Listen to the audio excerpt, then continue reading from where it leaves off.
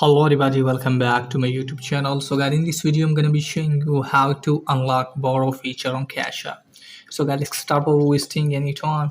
So guys, if you want to get borrow from Cash App, first of all you have to open Cash App. Now after that, let me tell you that you have to verify your account first. Okay guys, just simply have to verify your account on Cash App and just simply have to tap on your profile, and after that scroll it home. Now tap on sport. Now let me tell you that if you are using Cash App more frequently, then you can get borrow from Cash App very easily. So first of all you have to tap on something else, then you have to tap on cash card option. Now from here guys, you have to tap on contact sport.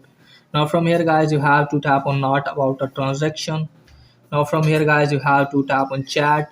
Now from here guys, you have to chat with Cash App support and tell them that you are using Cash App more frequently, or you have fulfilled all of these conditions that a man or one can get the borrow feature or borrow from Cash App. Okay guys, just simply have to chat with them and hopefully you can get borrow from Cash App. So that's pretty much for today video. If the video is helpful, please like and subscribe my channel. Thanks for watching.